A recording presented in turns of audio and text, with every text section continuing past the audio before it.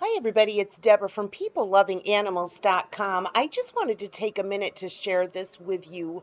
Ways to help animal shelters during the holiday season, but also all year long. If you've been here before, you know that always recommend professional dog trainer Doggy Dan as my number one recommendation for dog training on my YouTube channel and also my website, PeopleLovingAnimals.com.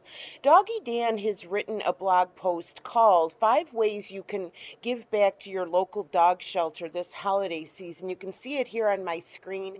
I'm going to give you a link to this blog post in the description box because I think that you'll really enjoy reading this. And I'm also going to ask you to please share either this video or the link that I'm giving you with your friends and family who love animals, because we do need to be thinking about this. And again, not just at the holiday season, but all year long. So let's just quickly go over these. Like I said, I'm going to give this to you. You can go ahead and read this yourself, but just quickly, one way to give back to your local animal shelter is to volunteer as a dog walker. I mean, when you think about it, how much staff can they possibly have and pay, to take care of, especially on times that they're very crowded and they have a lot of dogs that need to be walked.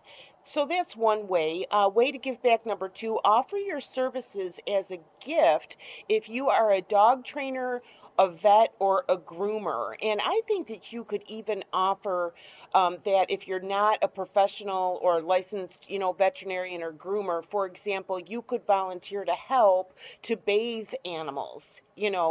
Um, Again, these are things that we just don't think of that animal shelters have to do. And how do they go about getting all this work done? Uh, Way to give back number three, donate supplies such as food, blankets, or toys.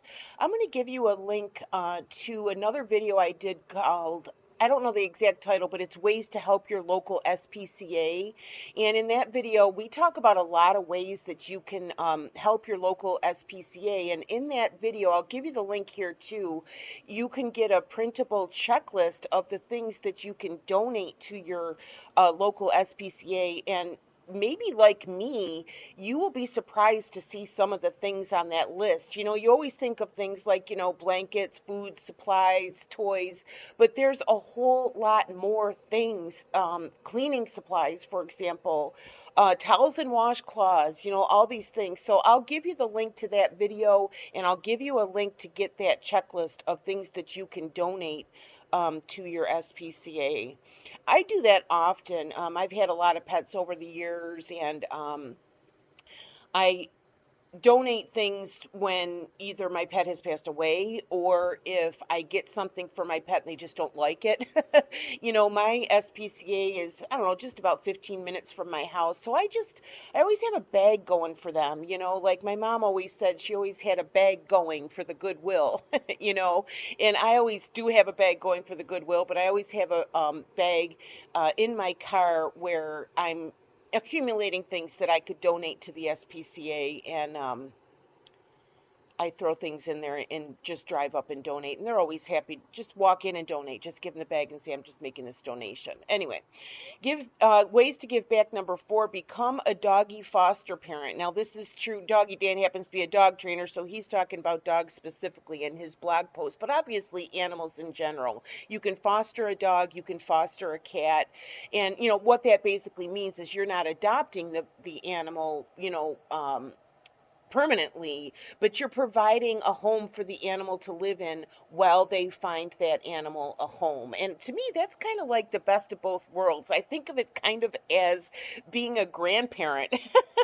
When you're a grandparent, you get to have all the joys of the kids without the kids, without all the financial responsibilities, the discipline, the homework, all that stuff. And I think the same way about being fostering a dog or a cat is you get all the benefits and you get to be a cat lover or a dog lover. But again, it's a temporary situation and you aren't financially responsible for that dog or cat. I don't know. I just think it's a very cool thing to do. So become a foster parent. Foster a dog or a cat. Ways to give back number five, advise your family and I'm sorry, your family and friends to adopt, not shop. Um, Doggy Dan talks more about this in the article.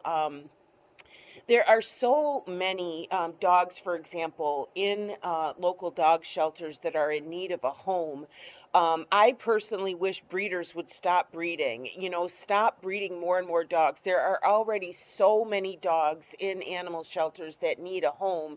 And unfortunately, there's a lot of really corrupt stuff that happens in the dog breeding world. And I'm not criticizing dog breeders. I'm not saying that they're all bad or anything, but you do have to research if you're buying any pet, a cat or a dog. If you're buying from a breeder, you have to make sure, check their background, make sure they're legitimate, make sure they're following, not breaking any animal cruelty rules, all that sort of thing. But again, just encourage your friends and family.